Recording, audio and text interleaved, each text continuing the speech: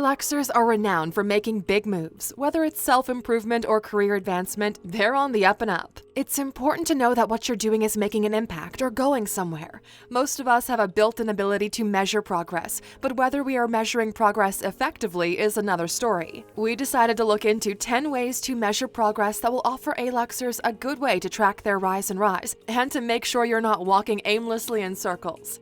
Welcome to Alux.com, the place where future billionaires come to get inspired. If you're not subscribed yet, you're missing out.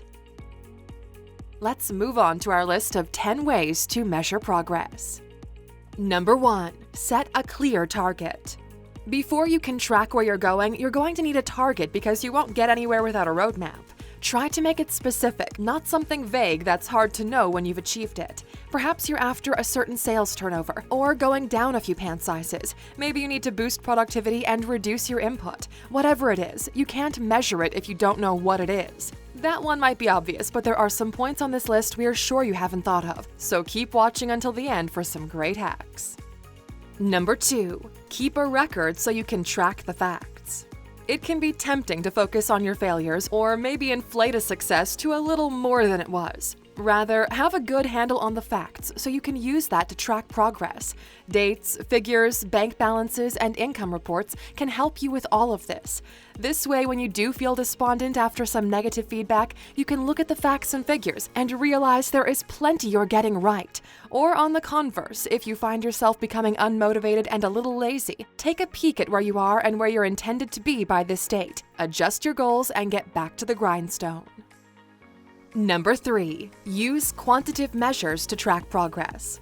Quantitative research is the next step on this journey. Now that you have your target and understand the importance of tracking the facts, it's time to figure out exactly what to track. What exactly represents progress in your case? If, for example, weight loss is your goal, then you might think that dropping pounds or kilograms will automatically make you look slimmer, but that might not be the case. Slimming down and losing scale weight can mean completely different things to different people. First, research the different ways to measure this kind of progress and the most effective one for you. You might then find that inches lost or muscle gain will be more effective to measure. Then you can start tracking your progress using this measurement, and you'll be getting the visible results you are looking for. Number 4. Make sure your process goals lead to your outcome goals. If you're in sales, you might have set yourself a sales target of how many sales you want to close in a month, or being promoted to a sales manager. This is known as an outcome goal. To achieve this, you'll need to set up some progress goals.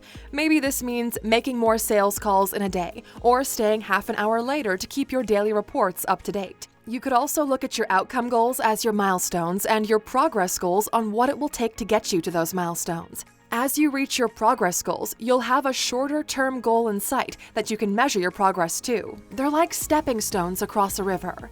Name your progress goals by task. What's needed to keep progressing ahead daily? You know we love a good list, but then again, so do most overachievers. So, list off how to get your outcome goal. If you need to send more emails, make more calls, or apply for more jobs as a step in the right direction, then list those as your tasks and assign them timelines.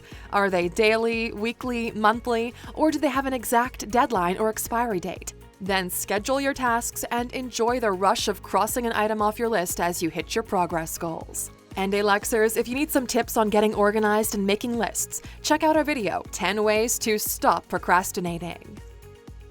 Number 5. Use the start-finish method. So you've listed off those tasks and are on your way to achieving your progress goals on the daily, but how do you measure how you're doing as you go through your work? Believe it or not, top companies can report down to the percentage of what status any project they're working on at any given time is at. This doesn't only allow for real-time reporting, but it's also a great motivator for staff. You can apply a similar tracking system for your life. The start-finish method gives each task a percentage of progress as it's started, and then a 100% when it's completely finished. For simple tasks, apply the 50-50 rule. This means that half the battle is won when you start the job, so you can mark it as 50% when you start the task. Something like meal planning healthy lunches can be assigned like this. You get 50% off the bat for buying the ingredients you need, and another 50% to complete the task when you pack your planned meal. For longer tasks, give them a 20-80 breakdown, something like employing a new team member. Once the job listing is posted, you're 20% there. The other team members might need to mobilize to play their part. In-depth or valuable tasks should be assigned a 0 to 100% rule, showing the task has no value unless 100% complete. Also, that it's unable to move to the next stage of a project or require input from other people unless complete. We're at the 50% mark here ourselves, Aluxers, so be sure to keep watching the video until it's complete and you'll automatically get 100% for a job well done. Number 6. Measure with context. Create a measurement that places you on a timeline, a way to measure where you have to come from. Now measure how far you have to go until you achieve your goal. This is both an encouragement and a motivation for when times are tough or you need a reminder of your goal. If you aim to be the next biggest streaming service and rival Netflix, then you might not want to place yourself in the shadow of your end goal, but rather where you have to come from. Perhaps you've self-financed from a garage operation into a startup office space and raised some capital to expand your team to 10 members. Now that's some measurable movement along your company's progress line. That should fire you up to get you to the next milestone. When you're over the halfway mark, it's easier to focus on the finishing line and not become unmotivated. It's like when you're taking a run. When you reach the home stretch, it starts to feel easier. The miles are passing much quicker, and you almost seem to glide the rest of the way home. Especially if you've got a cold beer waiting at home, am I right? Well, in the very same way, give yourself the joy of approaching success. Bask in the glory of the ever-closing touchdown accurately measurable by these tools. Number 7. Remeasure often to remind yourself of your progress. Make measurement at least a weekly habit. That way you know exactly where you are in real time. To know if you're reaching goals, you don't only need to set quantitative measures, but also time constraints. If you don't, your dream might just fade away into the distant future and never materialize. The more often you measure yourself, the less you'll find yourself going off track. For example, if you set yourself the outcome goal of increasing sales by 10% and you set yourself the progress goal of making 20 more sales calls a day, and you track that progress and see no change in your sales, then you know that a sales call doesn't lead to more sales and you can either change your method of contacting clients or improve your sales pitch. If you didn't require weekly reporting, you might not pick up on that until you've wasted weeks trying the same thing with no results. Number 8. Listen to feedback. Your customers, clients, and colleagues are also a great way to measure your progress. Sure, sometimes their feedback and comments can be hard to hear, but it can often lead to some great insights in how you're doing. This qualitative feedback is one way to gauge the mood of your staff, your industry, or your consumer. It can also offer you new ideas, inspiration, and direction for your next move.